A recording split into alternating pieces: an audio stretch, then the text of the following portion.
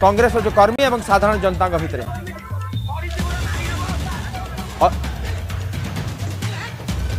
निश्चित भाव में आप देखिपे से आंदोलन चित्र अधिक सूचना आम सहित चार्टर्ड अकाउंटेंट राजू साहू जोड़ी होती। सर आपको स्वागत करुच्ची। सर जितेबाला गोटे ओडिशा बंद कि भारत बंद करा जाए से तो जहाँ जानवाहन यातायात करे ना गंतव्य स्थल को यात्री पहुंची पारि न था सरकार को टार्गेट करना किंतु तार गोटे इकोनोमिक्स पार्ट अच्छी जो बड़ी भाव में गोटे दिन बंद हेले कोटी कोटी टंकार क्षति सहती सरकार। तो या उपरे सर आप कौन कहे कौ भली भाव में इकोनोमिकाली या उपरे केमती इंपैक्ट पड़ती सर? नहीं देखंतु आमे जदि देखिबा जे कोनोसी समय रे गणतांत्रिक पद्धति जोगु हो बा पॉलिटिकल पार्टी रो इनिशिएटिव रो हो कौन ना बंद डाकरा दिया है गला एवं ए बंद डाकरा रे प्रथमे तो मु कहबी जे साधारण नागरिक माने बेसी हंतसंत होती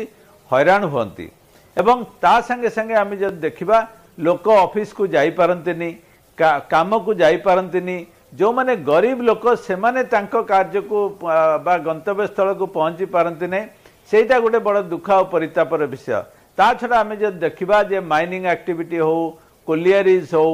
इंडस्ट्रीज हो जेहेतु लोक माने पहुंची पारिबेनी तेणु सेठी मध्य काम हो पारिबनी। तेणु जदि आमे आकलन करिबा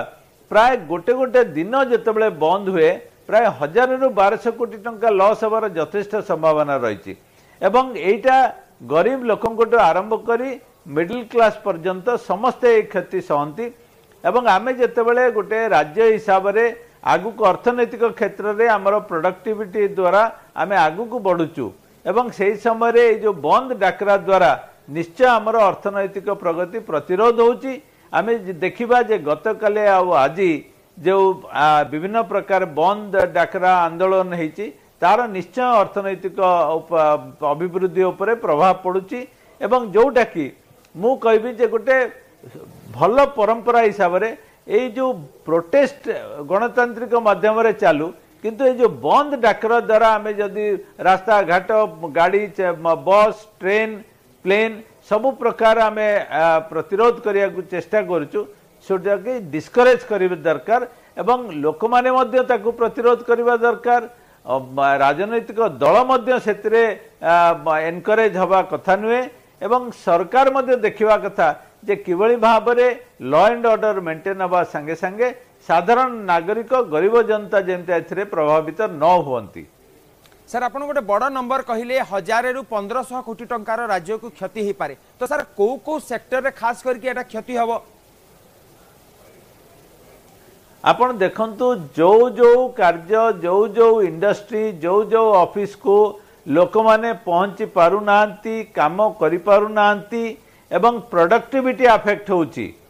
से गुड़िक आमे देखिबा जे गोटे दिन मु आकलन करुथली आमर स्टेट रो जीएसटीपी जब देखिबा प्राय 10 लाख कोटी ए 10 लाख कोटी हिसाब रे मास को आसीगला 80 रु 85 हजार कोटी दिन को आमर रेगुलर प्रोडक्टिविटी आसची 2500 रु 3000 कोटी एवं आमे जदि तार 30-40-50% जोटा भी एक्चुअली होथिबो देखिले आमे प्राय 1000 रु 1200 कोटी 1300 कोटी ए प्रकार लॉस हबो एवं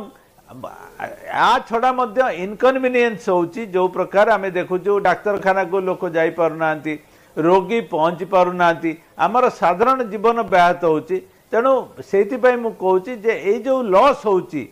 टांजिबल लॉस होची इनटांजिबल लॉस होची ए गुडी को डिस्करेज करिबा दरकार एवं साधारण लोक को प्रोटेस्ट करिबा दरकार जे आपण आंदोलन करंतु आपणकर सबु राइट अछि आपण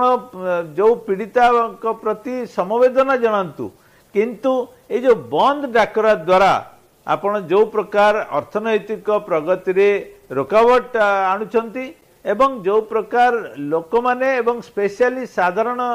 जनता जो माने प्रत्येक दिन तांकर परिवा व्यापार ठू आरंभ करी